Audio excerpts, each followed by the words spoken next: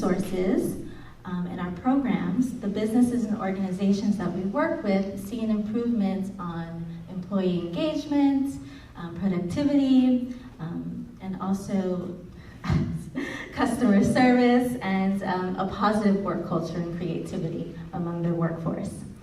It's our philosophy that happiness is great for the bottom line, and it's our mission to provide those solutions for finding that happiness. The Women's Financial Freedom Tour is our way of giving back to the community. The tour aims to raise awareness on working poverty, financial literacy, and to really empower women to take their financial futures back into their own hands. That starts by organizing and then having powerful conversations. And that's what we're here to do today. And with that, I'd like to introduce Mayor Judy Ritter to the stage to say a few words, Mayor of Vista, to officially welcome us to today's event.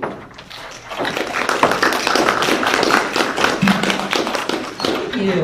On behalf of the City of Vista, I want to welcome all of you and say it's a pleasure to be here today on this step of your tour. I don't know, I guess, enough about you to how long the tour is or where it's going, so I'll listen to hear that later. But as a business owner for many years, and I came out to California in 1971. I worked for General Motors in Michigan for 10 years when I had little kids, and I came out here, and there was nothing. I was in they call it now, was computers and all of that at that time, and they were very different from today. But there was nothing in North County. I didn't have a job, so I had to look for things to do. And just a quick thing about my background, I started with jazzercise, and so I started when I was one of the first instructors that was ever, and so they trained us out here, and so there were 8 of us, and I told them, we were all running around trying to find music, and at that time, probably some of you are too young, but there were 45 records, some won't remember that at all, but they were 45, so then we transitioned into cassette tapes and then to CDs, but so I told them, if you each pay me $5, I'll run around, do the running around and pick up the music for you, and so I started that, and when I retired from that, which was probably about 10 years ago, I was buying music for 5,500 instructors around the world, and so we have like 200 instructors in Japan and just all over. So, but I know what it's like financially to have to struggle. When I started, I could never get money out of the business because we'd have 10 instructors, and then we'd have 100 instructors, and so I'd buy that music, and then I'd have 200 instructors. You know, it just kept growing, and so I could never get money. I could never get money out of it for many years. It took me a long time to get money out of that. So, and I always say, when you go into business, be sure you love what you do, because it's a lot of hours, and I worked, a lot of midnight hours of time, and so, and my kids still remind me. My kids are right now, they're 48. 55 and 57, if I think right, but they remind me that I was always late to pick them up from school and from bluebirds and things. Mom, remember we used to sit there and wait for you. I was late because I was always working and on the run from things. So, but always take time for your family. They grow up too fast, and so I would tell that. But I have notes here, and I was not even using my notes. But I'll tell you, money is usually at the forefront of a business owner's mind, and trying to grow your community presence and generate revenue can be a daunting task. And one thing that makes your businesses more successful, I would say, is if you join the community, like Rotary or because those things get you out in the community, they get you to know people in the community, and that's kind of where I did it. When I was a jazzercise, I used to, because I taught classes also, and I used to go to, I used to join the city. I was on a committee for the city, and then I would go warm up somebody for a race, and then I would donate my time at something for the community clinic, and so I did a lot of that, and that's how eventually all the women, I think, are what got me elected to office. So when I was elected, so anyway, so it's important to be financially independent. And I believe in supporting the local economy, providing the resources and opportunities for financial growth, and in partnering with the business community. And I think that's really important with businesses to do that. So I'm happy to be part of this initiative this afternoon. And we grow by supporting each other, and by you taking the first step in planning and taking control of your future. And it's difficult. Plan and knowing every job. If you have a business plan, and being able to clean the toilets to doing everything. So I mean, it's and plan that if you're looking for an 8-hour day and you're a business for yourself, it doesn't work that way. You have to work I work days, nights, and weekends many times to become successful. So Leslie is commended on organizing this tour, and so and providing the tools and techniques to empower yourself. So in closing, I hope you find financial enrichment and freedom along the way and along your journey. And thanks for having me here today, and good luck to all of you. Thank you.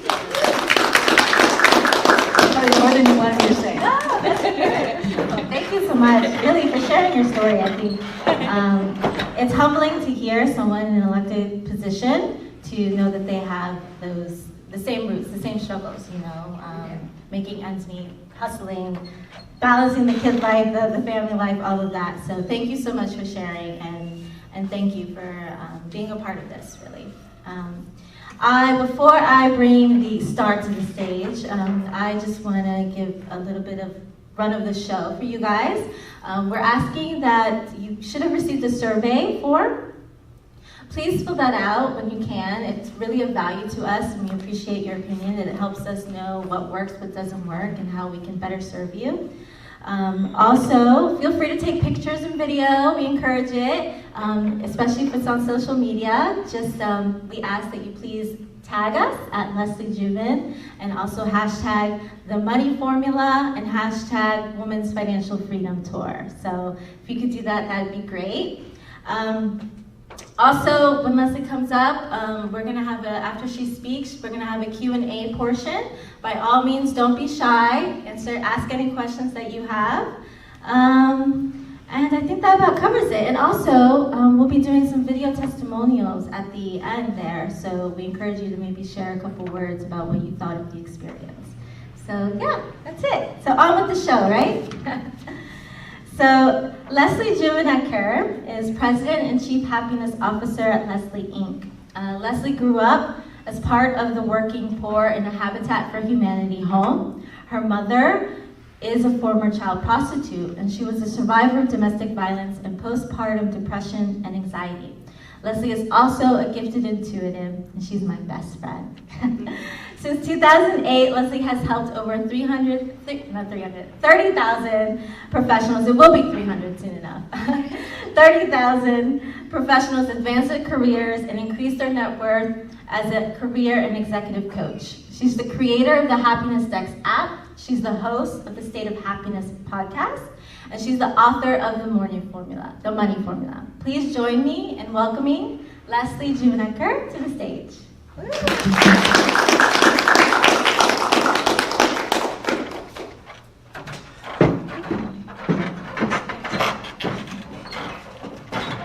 Thank you, Anna.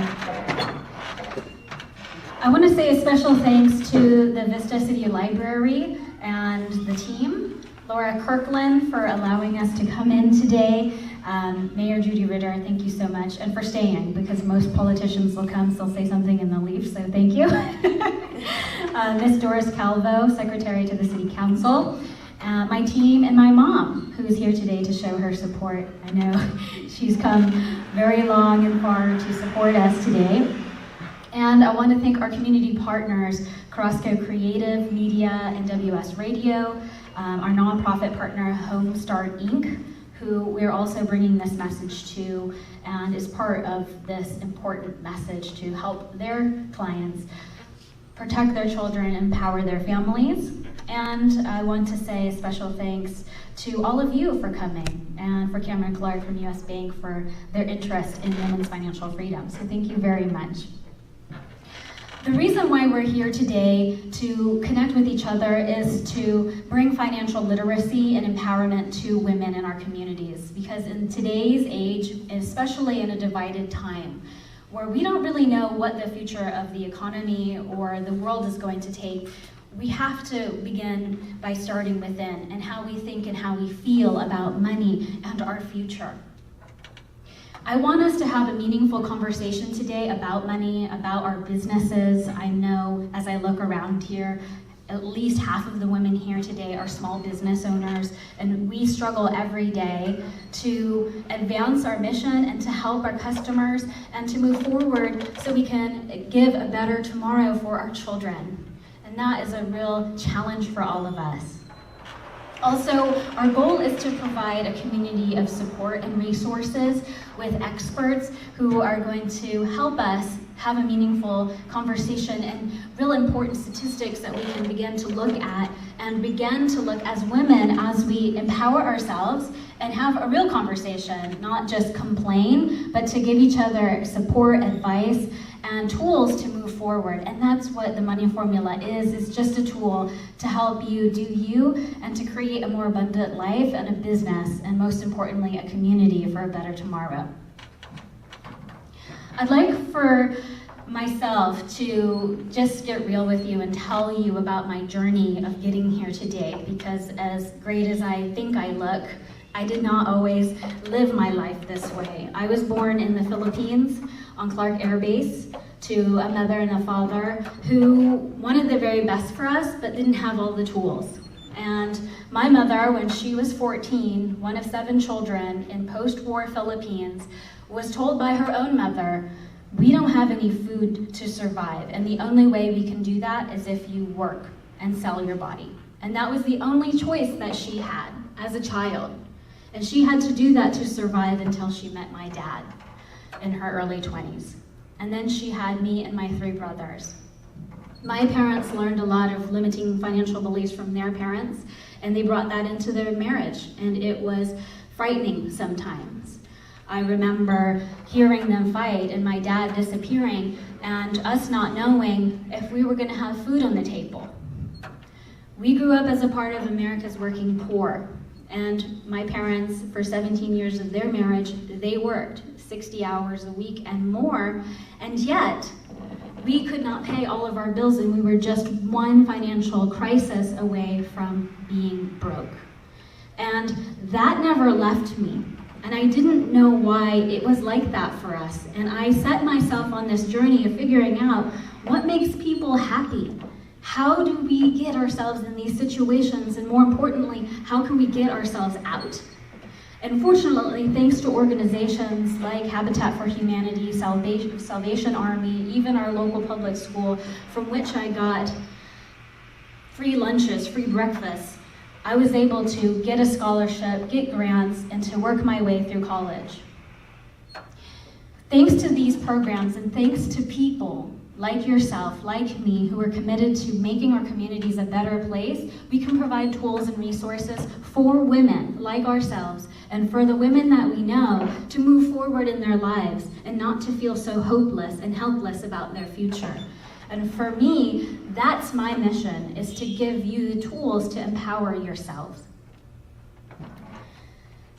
As I went through in 2008 with my husband, I was a newlywed. My husband lost his job as an engineer, and we found ourselves $17,000 in debt. And I was recently graduated, thinking I was going to go to law school, and I was not ready to take on $60,000 of debt in a very perilous economic time.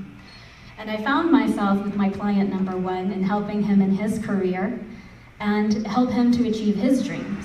And after 10 years, I had been constantly doing that for everyone else, but I had a dirty, shameful secret.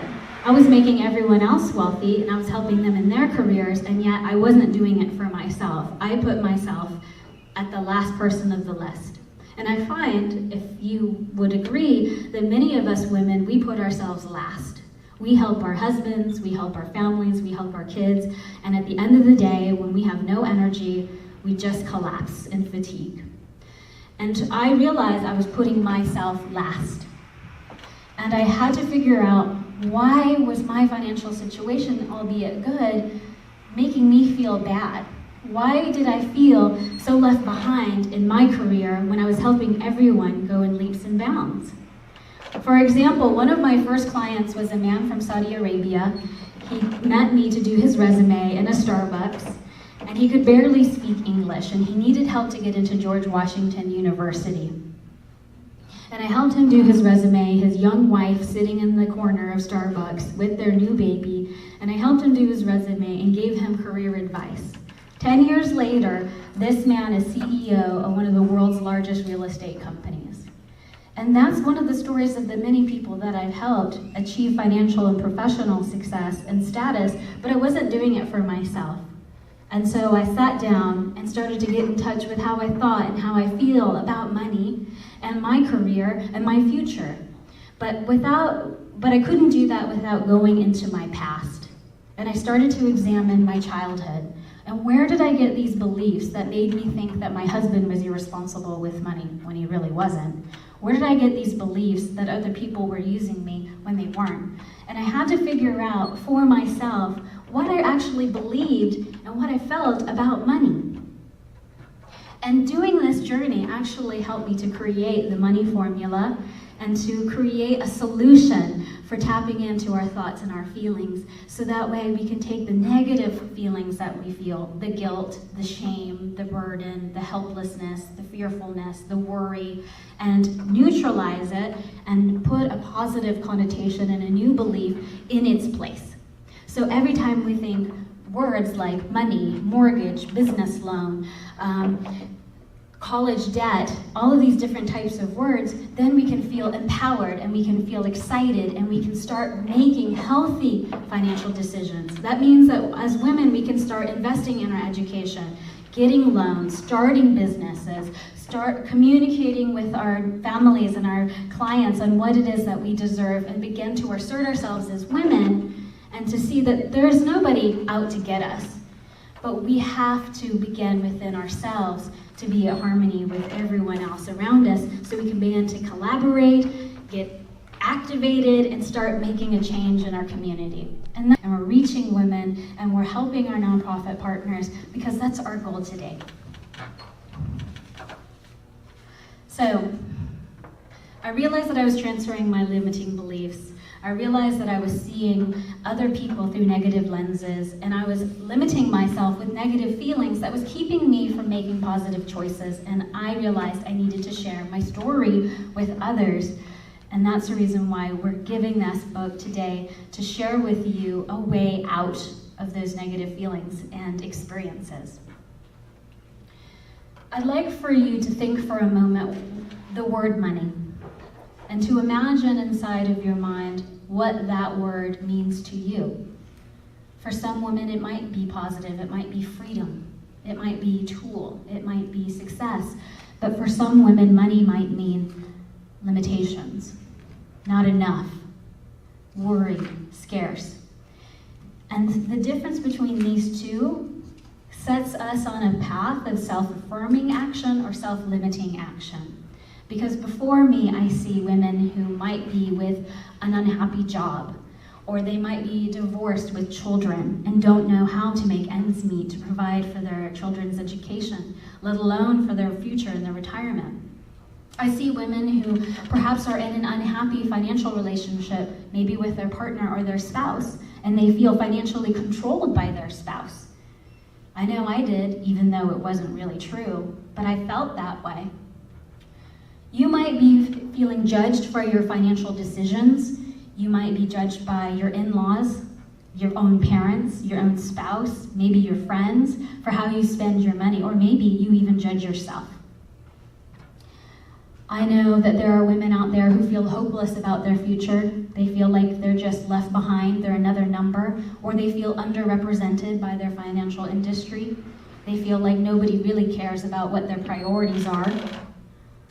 And what we're looking for is to change that story and change that script for all of us. I know there are some women in this audience who, like me at one point, was confused about where to start. And how do we begin to make those choices and start living our dreams?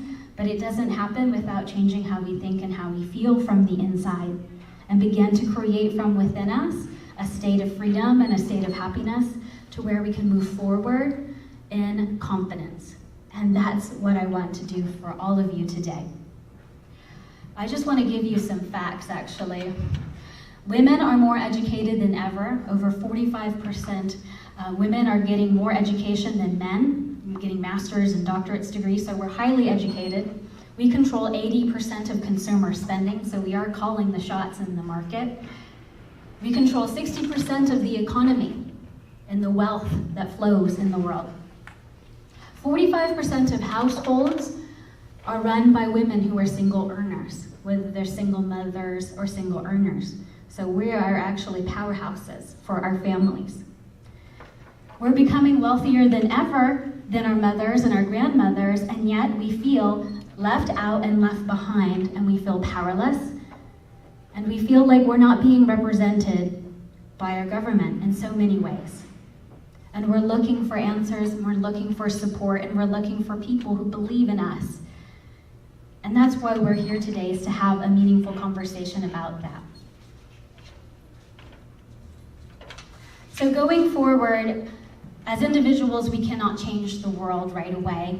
We cannot make those changes without getting to the bottom of our thoughts and our feelings, so we can begin to make that change within.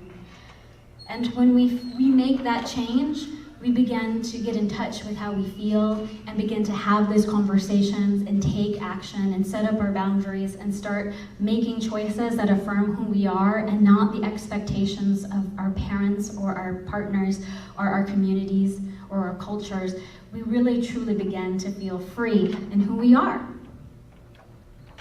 And I'd like for us to start that domino effect, but it starts within and it starts with us. And we can't be an example if we don't set one. So the money formula allows us to do that by examining those thoughts and those feelings. And inside of the book, you'll discover real case studies of real people who've had their lives changed by this protocol. And it's very simple. It's 7 steps in 15 minutes or less. We begin to examine the word money and every other word in the financial dictionary. And along with it, you'll get 8 guiding principles that will begin to shift how you see money and your relationship with it. And in this 7-step protocol, you will begin to start making lasting emotional and psychological change, so that way you can start feeling better and start doing better. Because just having financial literacy is not enough. I took personal finance in college, international economics, and I understood in and out how money works, but I didn't know how it felt for me and how I could use it for my life. And it's not just about financial literacy, it's about financial empowerment for ourselves and for our families. So our goals for us today and for this tour, and I'm so grateful for all of you to be here on this inaugural step with us, is to make sure that we start feeling better today and start taking those steps for a path of financial freedom. And our community organizers who are partnering with us, and our sponsors who are helping to make this happen and to bring this to you, we need more of these people so we can begin to bring this to all of our communities. Because we're not just doing this for ourselves. Because if it was just for ourselves, we'd get a big credit card, we'd go to Macy's and we'd start charging. So it really isn't about for ourselves, it's about for our families and our communities and for our future. So the change that we seek is within us, and those tools that we have, they're available to us, but we gotta start using them. And the Women's Financial Freedom Tour is our platform to begin this journey together. So I'd like for you now to think about what it would be like if you had all of the resources you needed to fulfill your dreams. Just take a moment and just close your eyes and think about how that feels, that everything you need is available to you with no problem. I see so many smiles. Everyone's smiling. They're like, yes. So this is our journey today, is to begin to allow us to start thinking and feeling good about money and to start this journey and this conversation together. And we're gonna laugh and we're gonna cry and we're gonna get mad. But it's not about blaming or making this a political statement. It's about making this a personal affirmation that tomorrow is gonna be better than yesterday, because we're here today and we can make that happen. So I want to thank you. I want to listen to your stories and answer your questions if you have any. And if you have any concerns or would like to participate in the Women's Financial Freedom Tour, please let us know, especially Anna. She's the magic woman behind this. And we'd love to be able to help you. So thank you very much. And if you have any questions, again, just let me know.